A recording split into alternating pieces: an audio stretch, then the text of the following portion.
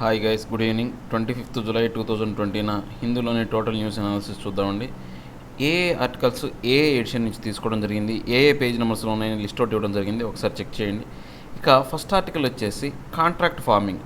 Contract farming గురించి మనం already తెలుసుకున్నాం.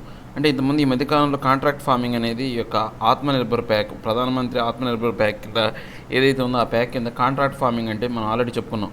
ఏంటి, ఈ యొక్క రైతులకి ముందే ఎవరైతే ఆ యొక్క కన్జ్యూమర్స్ ఎవరైతే ఉంటారో పెద్ద పెద్ద కంపెనీలు కావచ్చు, ఇండివిజువల్స్ కావచ్చు, వెళ్ళి ముందు పెట్టుబడులు పెడతారు. వాళ్ళకి కాంట్రాక్ట్ ఫార్మింగ్ అన్న మాకు ఈ పంట కావాలని రైతులను అడిగి ఒక అగ్రిమెంట్ ద్వారా ఆ పంట పండించుకుంటారు. ఆ పంట పండిన తర్వాత ఏదైతే అమౌంట్ రిమైనింగ్ బ్యాలెన్స్ ఇచ్చో లేకపోతే ఆ మొత్తాన్ని సెటిల్ చేసుకుని ఆ పంట వాళ్ళ దగ్గర నుంచి కొనటం, అలాంటి ఆర్టికల్ మనం ఈ మధ్యకాలంలో చెప్పాం. దానికి సంబంధించిన దాంట్లో ఫ్లాస్ అంటే దాంట్లో పొరపాట్లు కానీ తప్పులు కానీ ఏమున్నాయి అవన్నీ కూడా చెప్పామన్నమాట. సో ఇప్పుడు ఈ కాంట్రాక్ట్ ఫార్మింగ్ అనేది ఈ యొక్క తమిళనాడు గవర్నమెంట్ అనేది ఈ యొక్క సెంట్రల్ లా ఏదైతే ఉందో కాంట్రాక్ట్ ఫార్మింగ్ ఫాలో అవ్వాలని చెప్పేసి ఈ తమిళనాడు ఒక స్టేట్మెంట్ ఇచ్చిందనమాట. సో దాని ప్రకారం ఏంటి అంటే కేంద్ర ప్రభుత్వం అనుసరించే విధానం ఏదైతే ఉందో అనుసరించాలని చెప్పేసి ఈ యొక్క స్టేట్ ప్రభుత్వం వాళ్ళ అఫీషియల్ని కోరింది. సో కనీసం ఒక గ్రామంలో ఒకళ్ళకైనా కానీ ఈ కాంట్రాక్ట్ ఫార్మింగ్ వచ్చే విధంగా, ఆచరణలోకి వచ్చే విధంగా చేయమని చెప్పిందనమాట. సో దాని ప్రకారం ఈ యొక్క తమిళనాడు గవర్నమెంట్ ఏంటి ఈ యొక్క ఆర్డినెన్స్ ఏది సర్వీస్ అంటే ఈ యొక్క ప్రైస్ ఎష్యూరెన్స్, అసలు ఈ కాంట్రాక్ట్ ఫార్మింగ్ అనేది ఎందుకు తీసుకొచ్చారు అంటే ఈ యొక్క రైతుల్ని బలోపేతం చేయడానికి. సో ఎంపవర్మెంట్ అండ్ ప్రొటెక్షన్, వాళ్ళకి రక్షణ మరియు వాళ్ళని ఆర్థికంగా బలోపేతం చేయడానికి సంబంధించి అంటే ప్రైస్ ఎష్యూరెన్స్. ఇప్పుడు రైతులకి ముఖ్యంగా వచ్చేది ఏంటి, మార్కెటే సమస్య. వాళ్ళకు వాళ్ళు అమ్మడానికి వెళ్ళినప్పుడు మార్కెట్లో జరిగే అవతవకల వల్లే రైతు నష్టపోతున్నాడు అనమాట. సో ఈ విధానం తర్వాత ఇంకో అంశం ఏంటి, పెట్టుబడులు. ముఖ్యమైన ప్రధానమైన అంశం మార్కెట్ అయితే ఇంకో ప్రధానమైన అంశం ఏంటంటే పెట్టుబడి. ఈ రెండింటి నుంచి రైతును బయటపడేయడం కోసం ఈ యొక్క విధానాన్ని తీసుకొచ్చారనమాట. సో దీని ప్రకారం చూస్తే ఈ యొక్క farmer empowerment protection agreement on price assurance and farm service ordinance ప్రకారం ఈ యొక్క ఆర్డినెన్స్ అనేది ఈ యొక్క తమిళనాడు గవర్నమెంట్ అనేది ప్రవేశపెట్టిందనమాట. సో దాని ప్రకారం ఏంటంటే ఈ యొక్క ఫార్మింగ్ సంబంధించినటువంటి ఈ యొక్క అగ్రిమెంట్ ఏదైతే ఉందో దానికి సంబంధించినటువంటి ఈ యొక్క నేషనల్ ఫ్రేమ్ వర్క్ అనేది దానికి అనుగుణంగా ఈ యొక్క అగ్రిమెంట్ అనేది ఉంటుందన్నమాట. సో దానికి రిటర్న్ అగ్రిమెంట్ అనేది ఈ యొక్క ఫార్మర్కి ఎవరైతే ఆ స్పాన్సర్ ఎవరైతే ఉంటాడో వాళ్ళిద్దరి మధ్య లేదా ఎనీ థర్డ్ పార్టీ అనమాట, అంటే ఇద్దరు ముగ్గురు పార్ట్నర్షిప్తో కలిసో లేకపోతే ఏదైనా పెద్ద పెద్ద ఆర్గనైజేషన్స్ కానీ ఫిర్మ్స్ కానీ ఏమైనా వచ్చేస్తే వాళ్ళ మధ్య ఈ యొక్క క్వాలిటీ అనేది అంటే ఈ యొక్క pre determined quality of agreement అనేది ఫార్మ్ ప్రొడ్యూసర్ ఆఫ్ అంటే ఆ యొక్క అండ్ రైతు ఏదైతే యొక్క క్వాలిటీ అనేది ఇస్తాడో దానికి అనుగుణంగానే యొక్క అగ్రిమెంట్ కూడా జరుగుతుంది అనమాట. సో ఈ యొక్క స్పాన్సర్ అనేవాడు అగ్రి అయ్యి ఆ పర్చేజ్ ఏవైతే ఉందో ఆ ఫామ్ ఏదైతే ఉందో ఆ ఫామ్ ద్వారా వచ్చిన యొక్క ప్రొడ్యూసర్ ఏదైతే ఉందో అతను కొనడానికి ఆ సర్వీస్కి అంటే అతను కొనడానికి ఈ యొక్క రైతు ఇచ్చే సర్వీస్కి అనుగుణంగా ముందే పెట్టుబడి పెడతాడనమాట. సో దాని తర్వాత ఏమవుతుంది, ఈ యొక్క ఏవైనా కానీ ఫామ్ అగ్రిమెంట్స్లో ఏవైనా కానీ ఇబ్బందులు కానీ వాళ్ళ యొక్క హక్కులు కానీ లేకపోతే ఆ యొక్క షేర్ ఏదైతే ఉందో దాంట్లో అదేవి ఇబ్బందులు లేకుండా చర్యలు తీసుకోవడానికి ఈ కమిటీ అనేది ఉపయోగపడుతుంది అనమాట. సో ఇక duration of the farm agreement అనేది మనం గినా చూస్తే కనుక ఎప్పుడైనా సరే జనరల్గా ఉంటుందంటే మినిమం పీరియడ్ ఎంత ఉంటుంది అంటే క్రాప్ సీజన్, ఇప్పుడు ఖరీఫ్ కాలం అనుకోండి, ఖరీఫ్ కాలం వరకే ఉంటుంది అనమాట. లేదా one production of cycle of like stock అంటే ఒక ప్రొడక్షన్ అనేది ఒక సైకిల్ ఎంత టైం పడుతుందో, అంటే ఒక పంట వేసాం అనుకోండి, కొన్ని ఖరీఫ్ పంటలు ఖరీఫ్లోనే వచ్చేస్తాయి కానీ కొన్ని పంటలు అలా ఉండవు, ఇప్పుడు ఒక సంవత్సరానికి వస్తాయి అనమాట. అలాంటి సంవత్సరానికి చేతికొచ్చే పంటలైతే లైఫ్ సైకిల్ ఆ పంట ఎంతవరకు లైఫ్ సైకిల్ ఉంటుందో అంతవరకు. కొన్ని ఉంటాయి అనమాట, మ్యాక్సిమం మనకు 5 years వరకు ఉంటుంది అనమాట. ఆ మ్యాక్సిమం పీరియడ్ 5 years అనేది ఎప్పుడు ఉంటుంది అంటే కొంచెం వాణిజ్య పంటలు ఏంటంటే ఏవైతే ఈ యొక్క పండ్లు అలాంటి మామిడి తోటలు అలాంటివి వేస్తే కనుక 5 years ఈల్డింగ్ అనేది వస్తుంది, అంటే 3 years ఈల్డింగ్ అనేది స్టార్ట్ అవుతుంది. సో అలాంటి వాటికి 5 years అగ్రిమెంట్ ఉంటుంది అనమాట. సో ఈ యొక్క పంటకు అనుగుణంగా ఈ యొక్క అగ్రిమెంట్ అనేది జరుగుతుంది అనమాట. ఎవరైతే ఈ యొక్క ఫార్మర్స్ ఉంటారో ఆ ఫార్మర్స్ అనేవాళ్ళు ఆ యొక్క పర్మనెంట్గా ఆ యొక్క పొలాన్ని మార్చడం కానీ ఆ ల్యాండ్ ప్రిమిసెస్లో ఏమైనా కానీ ఫార్మింగ్ అగ్రిమెంట్ సంబంధించినటువంటి ఏమైనా మార్పులు చేర్పులు చేయకుండా గవర్నమెంట్ అనేది అగ్రిమెంట్ కింద చర్యలు తీసుకుంటుంది అనమాట. కొన్ని ఎగ్జామ్షన్ కూడా ఇచ్చిందన్నమాట గవర్నమెంట్ అనేది. ఈ యొక్క ఫార్మ్ ప్రొడ్యూసింగ్ ఎవరైతే ఉన్నారో వాళ్ళకి ఏంటంటే అగ్రిమెంట్ కింద ఈ స్టేట్ యాక్ట్స్ ఏవైతే ఉందో వాటి కింద పన్నులు ఏవి అన్నీ కూడా ఎగ్జామ్ చేయడం జరిగిందనమాట. దాంతోపాటు ఈ యొక్క ఎసెన్షియల్ కమోడిటీస్ యాక్ట్ 1955 ప్రకారం ఇంకా ఏవైనా కానీ వాటి మీద ఏవైనా పన్నులు అవన్నీ కూడా ఆ పన్నుల నుంచి వీటిని బయటపడేసిందనమాట. సో ఏవైనా కానీ డిస్ప్యూట్ అనేది కనుక సెటిల్ అయితే కనుక వాళ్ళిద్దరి మధ్య సమస్య అనేది ఏర్పడితే కనుక వీళ్ళు ఏం చేయాలంటే ఒక కమిటీ అనేది ఉంటుంది అనమాట. ఇది యొక్క ఫార్మింగ్కి యొక్క ఎవరైతే స్పాన్సర్కి మధ్య ఈ యొక్క ఆర్గనైజేషన్ అనేది ఏర్పాటు చేస్తారు స్టేట్ గవర్నమెంట్ అనేది. ఆ ఆర్గనైజేషన్ ఏం చేస్తుందంటే ఇలాంటి సమస్యలు అనేది 30 రోజుల్లో వాటిని పరిష్కరిస్తారన్నమాట. అది కనుక పరిష్కరించలేకపోతే వాళ్ళు అక్కడ లోకల్ డిస్ట్రిక్ట్ మేజిస్ట్రేట్ దగ్గరికి వెళ్ళి వాళ్ళ సమస్యను చెప్పుకుంటారు. లోకల్ డిస్ట్రిక్ట్ మేజిస్ట్రేట్ అక్కడ జిల్లాలో ఉన్న కలెక్టర్తో ఆయన మాట్లాడి ఆ యొక్క డిస్ప్యూట్ని కరెక్ట్గా 30 రోజుల్లో సెటిల్ చేసే అవకాశం ఉంటుందన్నమాట. ఈ యొక్క ప్రొసీడింగ్స్ అన్నీ కూడా లోకల్ డిస్ట్రిక్ట్ మేజిస్ట్రేట్ అనేవాడు ఎలా చేస్తాడు అంటే ఈ యొక్క సివిల్ కోడ్ ఏదైతే ఉందో మన యొక్క ఇండియన్ పీనల్ కోడ్ ప్రకారం ఈ యొక్క సివిల్ కోడ్ ప్రకారం ఏదైతే ఉంటాయో ఆ యొక్క సివిల్ కేసుల కిందే దీని చర్యలు తీసుకుంటారనమాట. తర్వాత ఎవరైతే ఈ యొక్క ల్యాండ్ అంటే ఈ యొక్క స్పాన్సర్స్ ఎవరైతే ఉన్నారో వాళ్ళు కనుక అగ్రిమెంట్ని వాళ్ళు అంటే అగ్రిమెంట్లో ఉన్న విధానం కాకుండా తప్పుడు విధానాన్ని అవలంబిస్తే వీళ్ళది ఈ యొక్క చట్టం ప్రకారం ఏం చేస్తారంటే వాళ్ళని పనిష్ చేస్తారు. రైతు అనేవాడు ఒకవేళ అగ్రిమెంట్ తప్పినా కానీ వాటి మీద ఎటువంటి పనిష్మెంట్ అనేది ఉండదన్నమాట. అది ఒక ప్రత్యేకమైనటువంటి అంశం ఈ యొక్క దాంట్లో.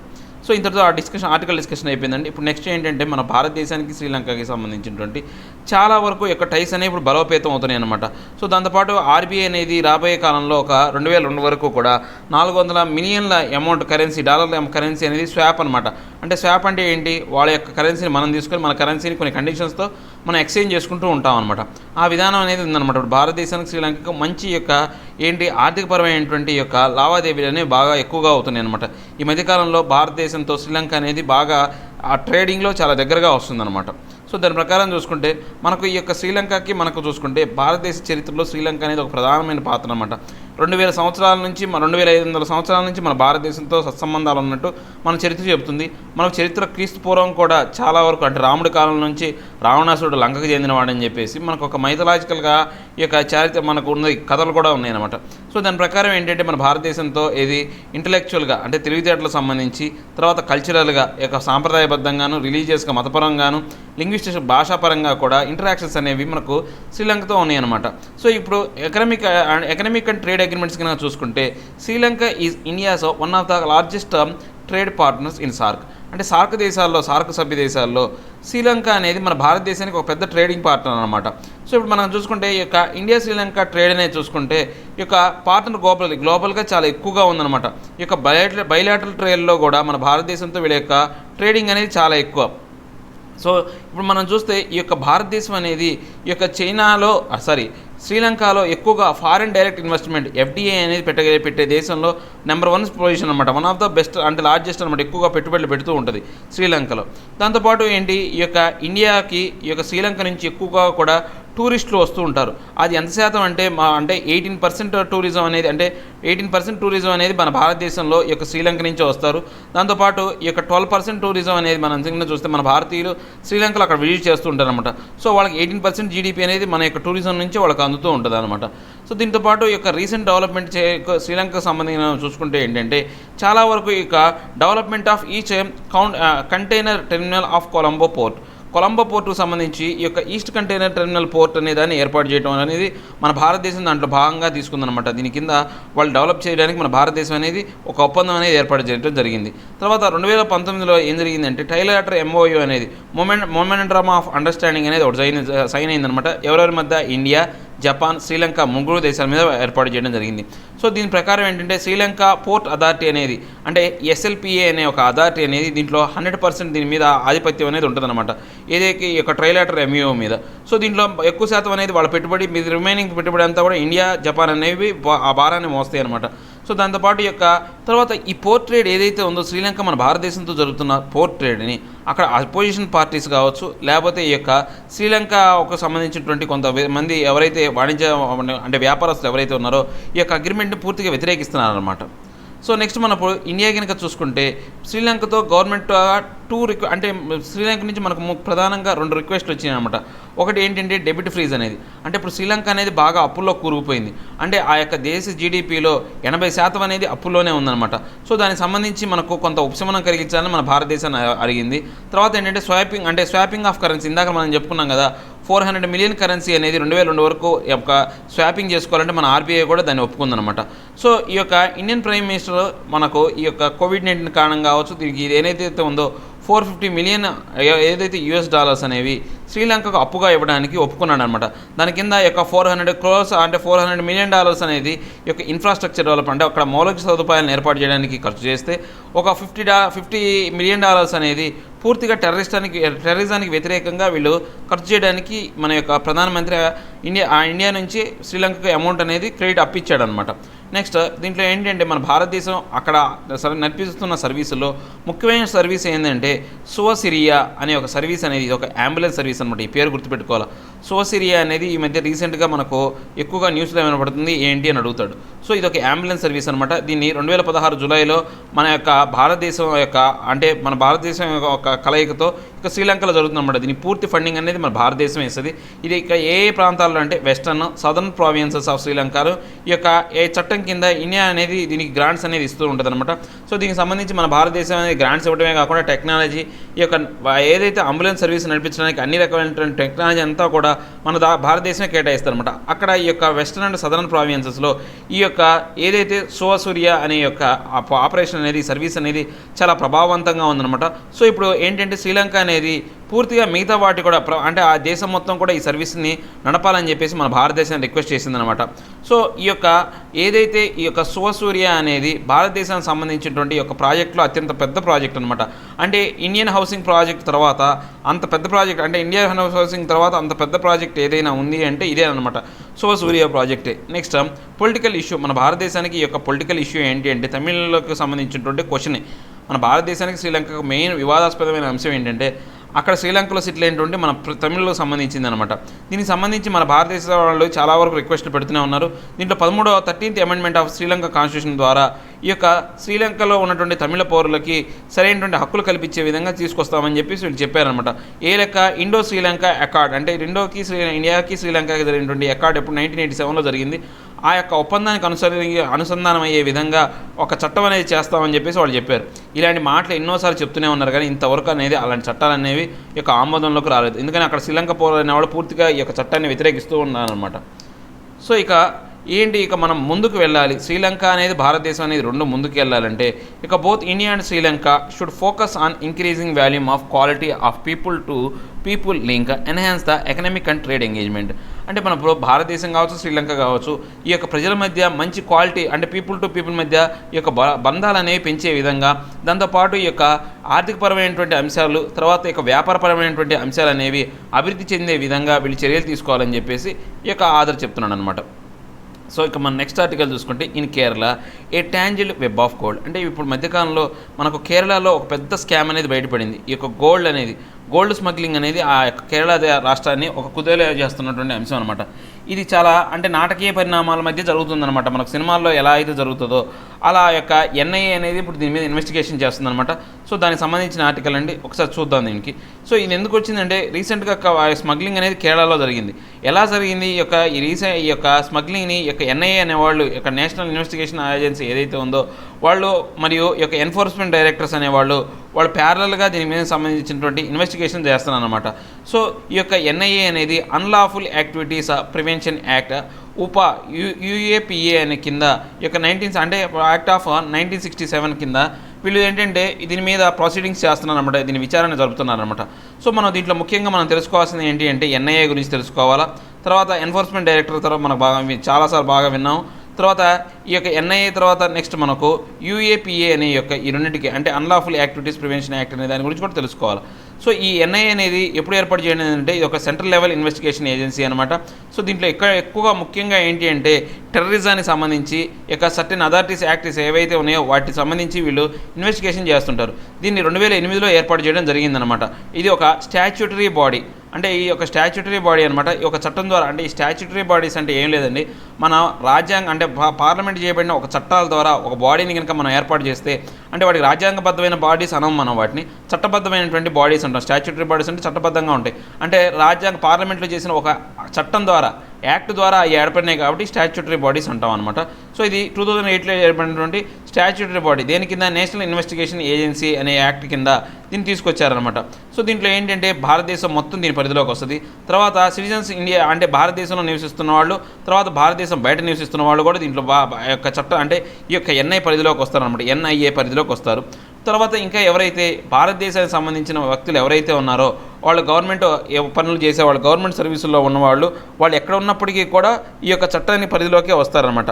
తర్వాత భారతదేశానికి సంబంధించినటువంటి అంటే షిప్లు కావచ్చు, ఎయిర్ క్రాఫ్ట్ కావచ్చు, ఏది మన భారతదేశంలో రిజిస్టర్ అయిన అన్నీ కూడా అవి ఎక్కడున్నప్పటికీ కూడా భారతదేశం నుంచి బయట దేశాల్లో ఉన్నప్పటికీ కూడా అవి ఈ యొక్క ఎన్ఐఏ చట్ట పరిధిలోకి వస్తాయి అన్నమాట, వాటి అధికార పరిధిలోకి వస్తాయి అన్నమాట. సో ఈ యొక్క ఎన్ఐఏ అనేది ఇన్వెస్టిగేషన్ అనేది ప్రాసిక్యూషన్ అనేది ఎలా చేస్తారంటే స్పెసిఫైడ్ షెడ్యూల్ ప్రకారం ఉంటుందన్నమాట. ఈ షెడ్యూల్ ఏంటి అంటే అటామిక్ ఎనర్జీ యాక్ట్ 1962 33 ఆఫ్ 1962 కింద ఈ యొక్క అటామిక్ ఎనర్జీకి సంబంధించి, తర్వాత ఇప్పుడే మనం చెప్పుకున్న అన్లాఫుల్ యాక్టివిటీస్ ప్రివెన్షన్ యాక్ట్ అనే దాని కింద యూఏపీఏ కింద, తర్వాత యాంటీ హైజాకింగ్ విమానాలను హైజాక్ చేయడానికి సంబంధించి, next separation of unlawful activities against safety of civil aviation act. అంటే ఈ యొక్క విమానయానానికి సంబంధించినటువంటి సేఫ్టీకి సంబంధించి ఏవైతే ఈ యొక్క అన్లాఫుల్ యాక్టివిటీస్ ఉన్నాయో వాటిని నిలుపుదల చేయడం కోసం, తర్వాత యొక్క సార్క్ సంబంధించినటువంటి కన్వెన్షన్ ఏవైతే ఉన్నాయో 1993కి సంబంధించిన కన్వెన్షన్లో కూడా వీళ్ళేంటి సస్పెన్షన్ అండ్ టెర్రరిజంకి సంబంధించి వాళ్ళు సపోర్ట్ ఇవ్వడం కోసం, దాంతోపాటు ఈ యొక్క suspension of unlawful activities against the maritime navigation fixed platform on inter continental shelf act 2002 కింద వీళ్ళు ఏంటి చేస్తుంటారు. ఆల్రెడీ మనం ఇంతకుముందు కూడా ఈ యొక్క కేరళకు సంబంధించిన వాళ్ళని కాల్ చేసి చెప్పినప్పుడు కూడా ఎన్ఐఏ గురించి మనం మాట్లాడుకున్నాం అనమాట. దాంతోపాటు ఈ యొక్క weapons of mass destruction and other delivery systems of prohibition of unlawful activities. అంటే ఈ యొక్క ఏదైతే ఆయుధాలకు తరలింపుకు సంబంధించినటువంటి ఏదైతే చట్టం ఉందో కూడా దాని కూడా ఈ యొక్క షెడ్యూల్లో కిందకే ఉంటుంది అనమాట, ఎన్ఐఏ షెడ్యూల్ కిందనే ఉంటుంది. నెక్స్ట్ అఫెన్సెస్ అండర్ ఇంకా ఏంటంటే chapter 4 of the Indian penal కోడ్లో 45 ఆఫ్ 1860 ఈ యొక్క సెక్షన్ ఏవైతే ఉన్నాయో ఆ సెక్షన్లు, తర్వాత next section 489 A and 499 to 419E అనేవి రెండు కలిపి చూస్తే కనుక ఈ యొక్క ఇండియన్ పీనల్ కోడ్లో 45 ఆఫ్ 1860 కింద ఈ యొక్క సెక్షన్స్ కింద కూడా ఈ యొక్క కేసులు అనేది నమోదు చేయడం జరుగుతుంది ఈ యొక్క ఎన్ఐఏ అనేది. నెక్స్ట్ ఈ యొక్క సెంట్రల్ గవర్నమెంట్కి సంబంధించినటువంటి ఈ యొక్క ఏవైతే ఆథరైజ్డ్ ఏవైతే ఉన్నాయో కాన్స్టిట్యూట్ స్పెషల్ కోర్ట్స్ ఏవైతే ఉన్నాయో ఆ కోర్టులు మాత్రమే ఈ యొక్క ట్రయల్కి సంబంధించి ఈ షెడ్యూల్ అఫెన్సెస్ కింద ఉన్నటువంటి ఈ యొక్క ట్రయల్కి సంబంధించి ఒక విచారణ జరుగుతాయి అన్నమాట. సో దీంతోపాటు ఏంటంటే ఈ యొక్క స్టేట్ గవర్నమెంట్ అనేది ఈ యొక్క కాన్స్టిట్యూషన్ అనేది అంటే స్టేట్ గవర్నమెంట్ యొక్క ఏది స్పెషల్ కోర్టుకు సంబంధించి స్టేట్ గవర్నమెంట్లో ఎక్కడైనా సరే ఏర్పాటు చేసే అధికారం అనేది కేంద్ర ప్రభుత్వానికి ఉందన్నమాట. సో ఈ యొక్క 2008 ఎన్ఐఏ యాక్ట్ కింద ఈ యొక్క నేషనల్ ఇన్వెస్టిగేషన్ ఏజెన్సీ అనేది 2019లో కొంతవరకు అమెండ్మెంట్ తీసుకొచ్చారన్నమాట, మార్పులు తీసుకొచ్చారనమాట.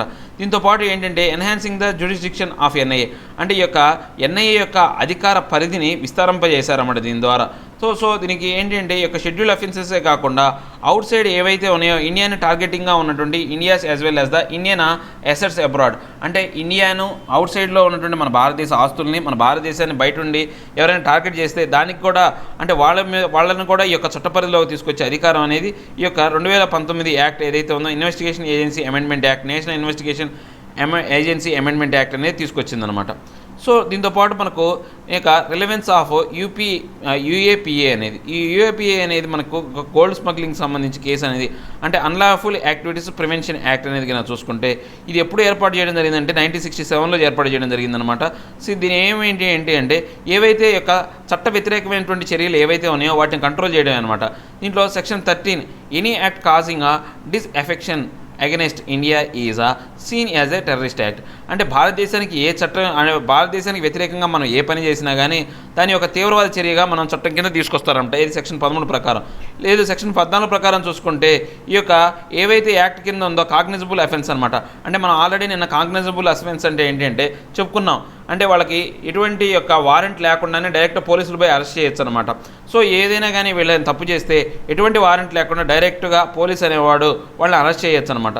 నెక్స్ట్ యాక్ట్ సెక్షన్ 15 ప్రకారం చూసుకుంటే ఒక టెర్రరిస్ట్ యాక్ట్ కింద మనకు ఏవైనా కానీ డ్యామేజ్ కానీ తర్వాత మానిటరీ స్టెబిలిటీ కావచ్చు లేకపోతే ఇండియాకి సంబంధించినటువంటి ప్రొడక్షన్ కావచ్చు స్మగ్లింగ్ కావచ్చు ఈ యొక్క క్రిమినల్ సంబంధించినటువంటి యాక్టివిటీస్ ఏవైనా కానీ పేపర్ కరెన్సీ కాయిన్స్ ఈ యొక్క మెటీరియల్స్ అన్నీ కూడా ఈ యొక్క చట్టంకి పరిధిలోకే వస్తాయి అన్నమాట.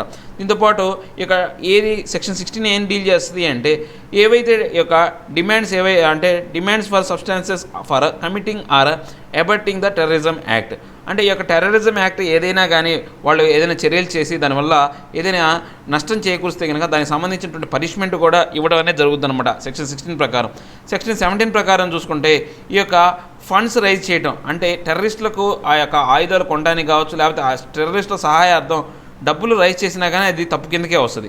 నెక్స్ట్ సెక్షన్ 18 ఏం డీల్ చేస్తుంది అంటే ఈ యొక్క ఎవరైతే కాన్స్పిరసీ అంటే ఈ యొక్క వివాదాస్పదాలు ఇరుక్కున్నటువంటి ఈ యొక్క టెర్రరిస్ట్కి సంబంధించి కావచ్చు, వాళ్ళకి సంబంధించిన పనిష్మెంట్లు కావచ్చు, లేదా ఆ కమిషన్కి సంబంధించినటువంటి ఎవరైతే టెర్రరిస్టులు ఉన్నారో ఆ చట్టపరిధిలో ఉన్న వాళ్ళందరినీ కూడా శిక్షించే అధికారం అనేది ఆ పనిష్మెంట్కి సంబంధించిన సెక్షన్ అంతా కూడా ఈ సెక్షన్ 18 అనేది డీల్ చేస్తుందన్నమాట.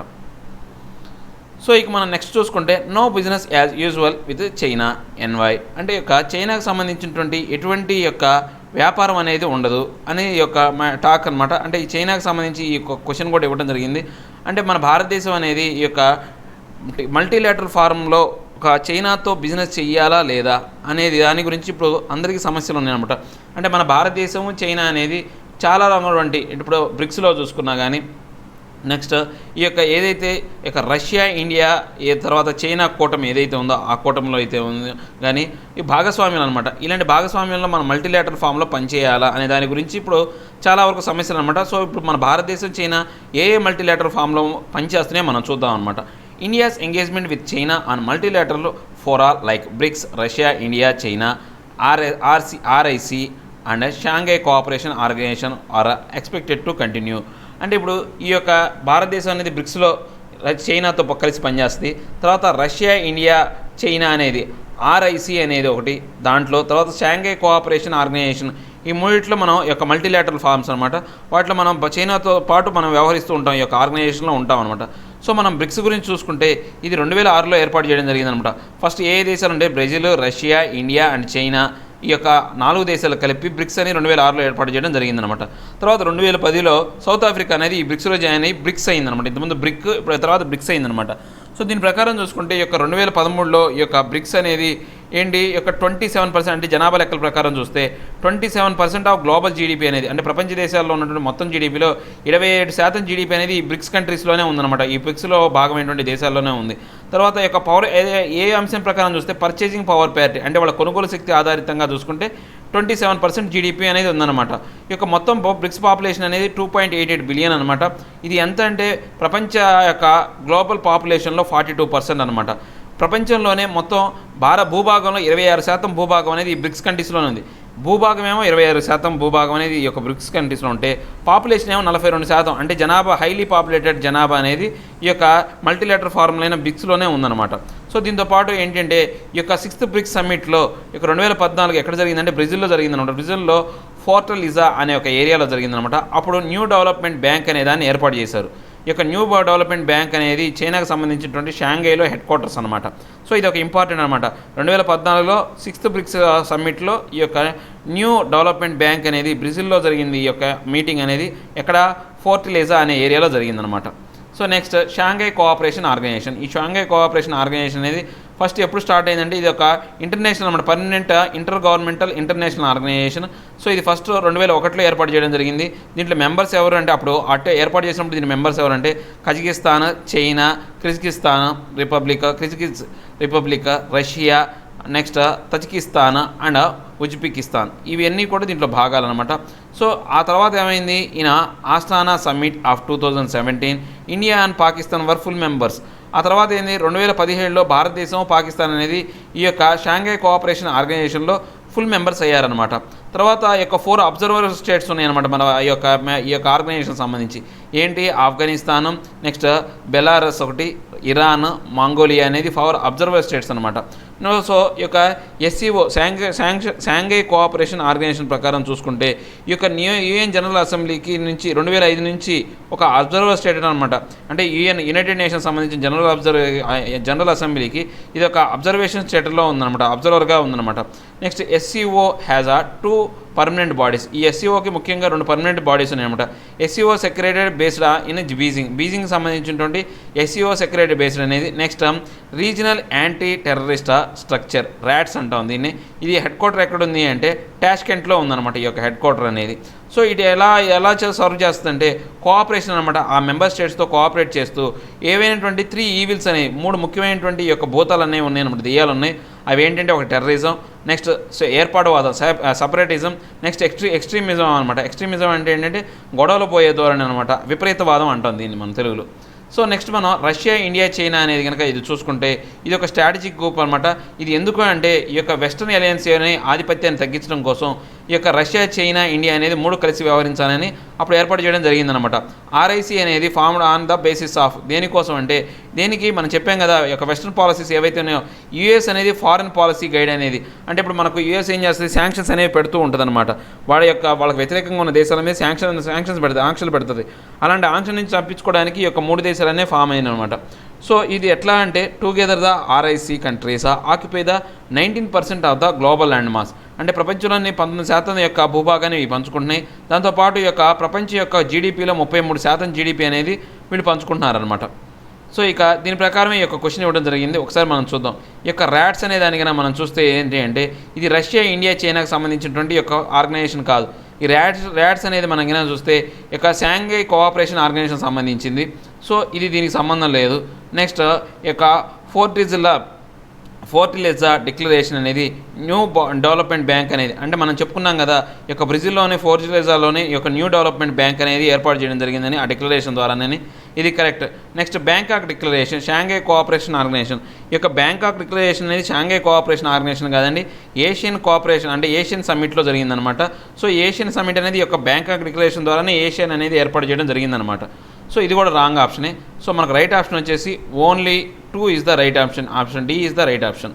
సో ఈ యొక్క నెక్స్ట్ ఆర్టికల్ చూసుకుంటే banks gross NPA may climb to as much as 14.7% by March RBI avoid extreme risk aversion dash to lenders.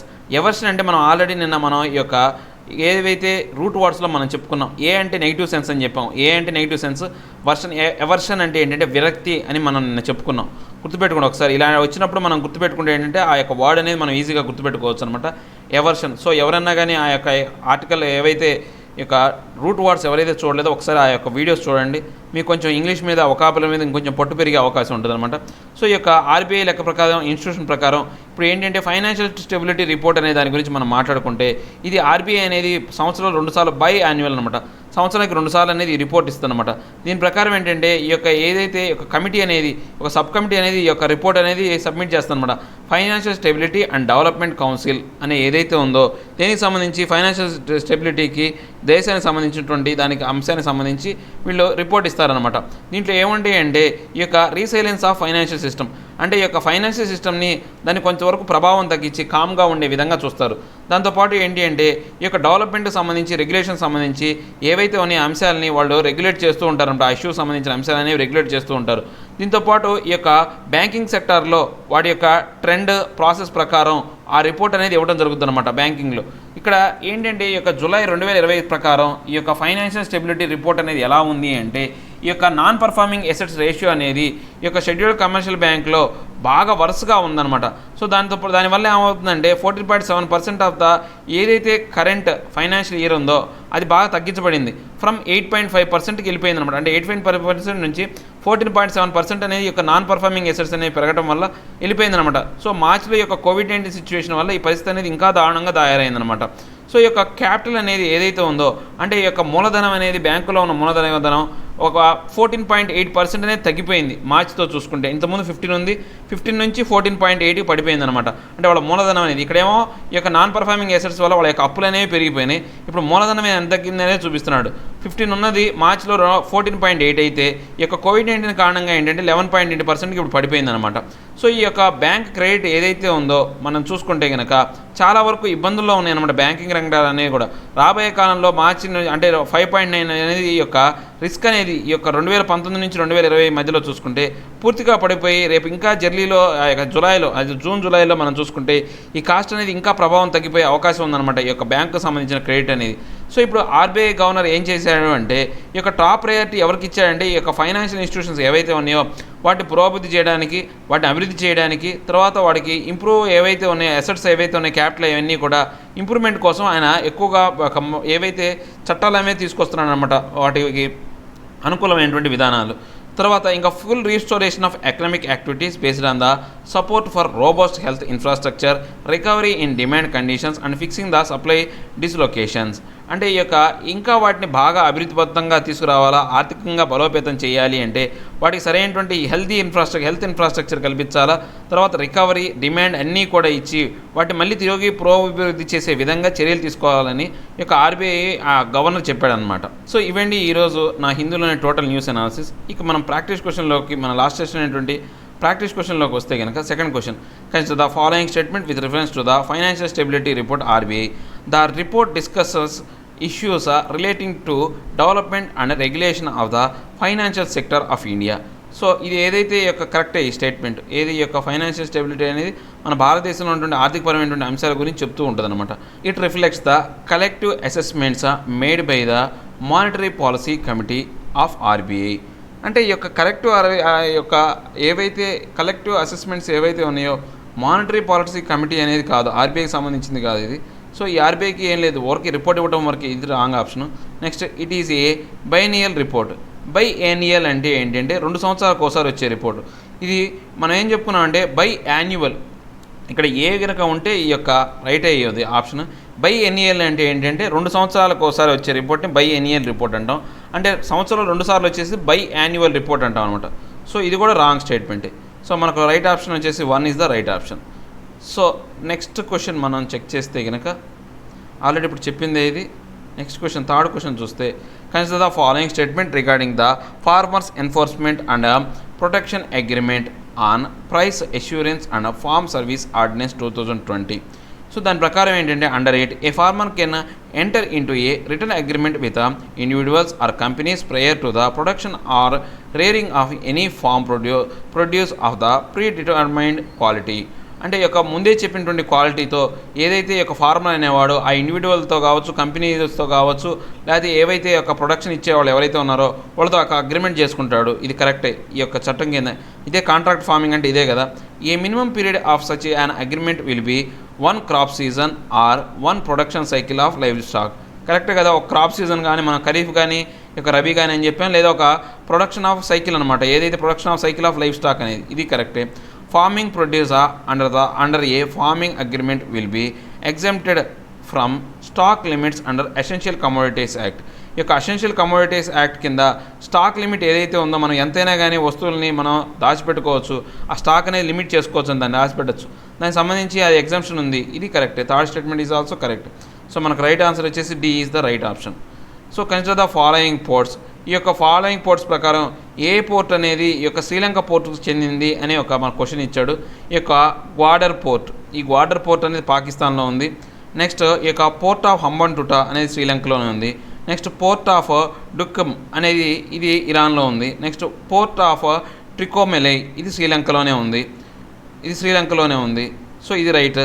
Next, port of శాంబంగ్ పోర్ట్ అనేది ఇది భారతదేశానికి సంబంధించినటువంటి ఈ యొక్క మన భారతదేశం ఇండోనేషియాలో ఏర్పాటు చేయడం చేస్తుంది అనమాట, దీన్ని డెవలప్ చేస్తుంది అనమాట.